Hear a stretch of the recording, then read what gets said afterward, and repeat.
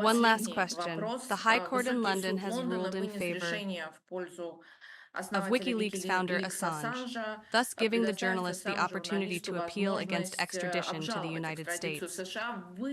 You on the May 20th called this decision a continuation of the execution. If you could, a little bit more commentary on the topic. Well, I think this is not the first time we have seen this verbal casuistry. When a decision taken, obviously not in favor of a person in the West, is presented literally through the appropriate terminology as taken in his favor. It is the same here. One thing is legal terms, so to speak, and the other thing is simply the meaning of what is happening. Look, the endless show trial of investigative journalist Julian Assange, who suffered solely for his beliefs, never ceases to amaze with the scale of its inhumanity, hypocrisy, and illegitimacy. For more than 5 years now, he has languished in solitary confinement in London's high-security Belmarsh prison. He's been through every circle of hell there. What happened before that? You remember the same imprisonment, but, so to speak, even though it was an attempt to preserve freedom, it turned into a real blockade by the British law enforcement agencies. For how many years he was kept on the territory of the embassy, unable even to go outside, using only the balcony to breathe fresh air. At the same time, he is constantly haunted by the realization that at any moment, at the whim of the British judicial system, he can be extradited to the United States, where he will either be executed or put behind bars for a century and a half. But that's not even the worst part. The scariest part is that this execution doesn't go on for years, not even for a single day. We are not even talking about the harassment that was organized, the attempt to completely demoralize Assange, his defenders, his fans, his supporters, the people who believed in him. We're not even talking about that now. We're just talking about the ongoing, multi-year physical execution of this man. It's a reprisal in the worst traditions of the Inquisition, and only because he revealed to the world the truth about the crimes committed by the Anglo-Saxons. Not a single piece of material has been refuted by them. Do you see the point? Not a single material has been refuted by the Westerners about their crimes, including in Iraq. The decision of the Supreme Court in London to allow a journalist to appeal their tradition in the United States is presented, and this is another horrible hypocritical step, almost as a manifestation of magnanimity and humanism. I don't know, maybe the choice of how to be executed is also a show of concern for the person being reprised. Maybe? I don't know.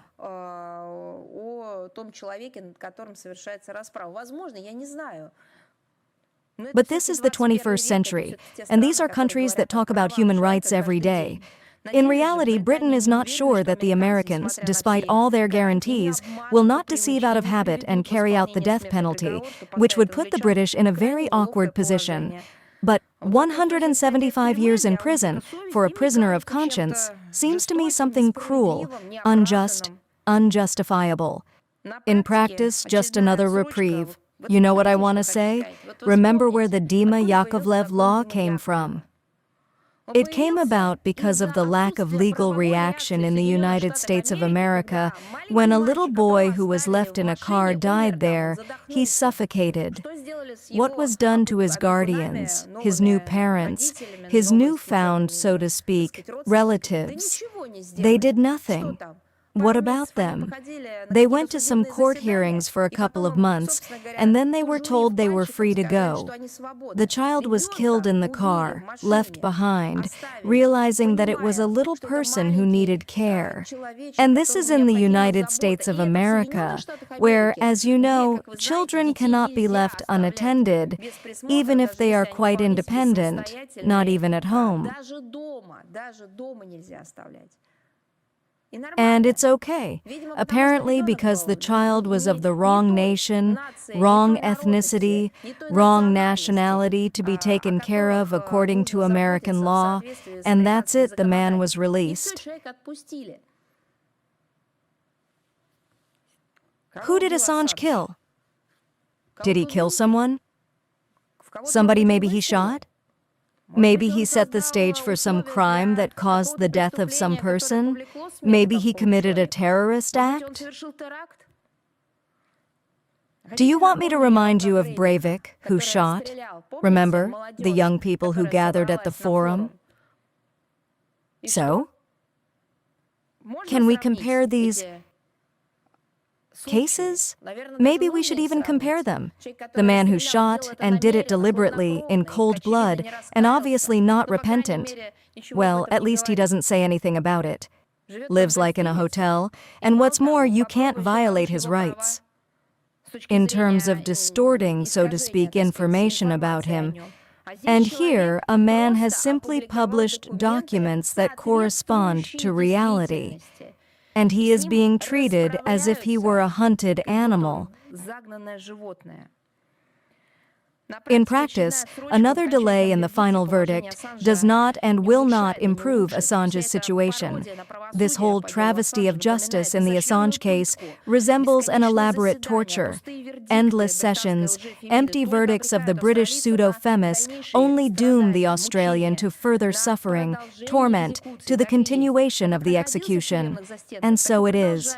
He was in the prison walls and continues to sit there, experiencing incredible pressure from, literally, punitive system. His health is compromised.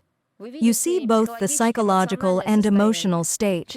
It is obvious that the British and US authorities, keeping the Assange case in limbo and 100% under special control, are settling scores with him in cold blood, counting on the issue being resolved naturally.